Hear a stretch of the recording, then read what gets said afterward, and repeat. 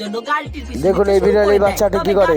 অনেক জোরে চলছিল, যার কারণে সে তার বাচ্চাটিকে বাঁচাতে পারে না। এদিকে বিড়ালের গাড়িটি বাচ্চা। রাস্তা দিয়ে যাওয়ার সময় সামনে অনেক বড় একটি মোড় থাকে, যার কারণে ড্রাইভার গাড়িটিকে ঘোরাতে গেলে বেড়ালের বাচ্চাটি গাড়ি থেকে ছিটকে পড়ে যায়। আর এই বেড়ালের বাচ্চাটি বাক্সের মধ্যে থেকে বের হয়ে তার মাকে খুঁজতে থাকে এবং সে তার মাকে খুঁজতে খুঁজতে জঙ্গলের মধ্যে চলে যায়। আর জঙ্গলের মধ্যে থাকা এই শিয়ালটি বেড়ালের বাচ্চাটিকে দেখতে পেয়ে তাকে খাওয়ার জন্য তার উপর আক্রমণ করে দেয়। এজন্য এই বেড়ালের বাচ্চাটি জীবন বাঁচাতে একটা গাছের উপর উঠে পড়ে। তবে জঙ্গলের মধ্যে থাকা একটি সাপ তাকে দেখতে পায় এবং সে তাকে খাওয়ার জন্য গাছের উপরে উঠে যায়। আর এই বেড়ালের বাচ্চাটি নিজের জীবন বাঁচাতে গাছের একটা চিকন ডালে চলে যায়। তবে এই সাপটিও তাকে খাওয়ার জন্য এই চিকন ডালটির উপরে চলে যায়, যার কারণে গাছের এই চিকন ডালটি ভেঙে তারা দুজন নিচে পড়ে যায়। তবে এই সাপটি শিয়ালটির গায়ের উপরে পড়েছিল, যার কারণে শিয়ালটি ও সাপটি মারামারি করতে শুরু করে দেয়। এদিকে এই সুযোগে এই বেড়ালের বাচ্চাটি সেখান থেকে দৌড়ে পালিয়ে যায়।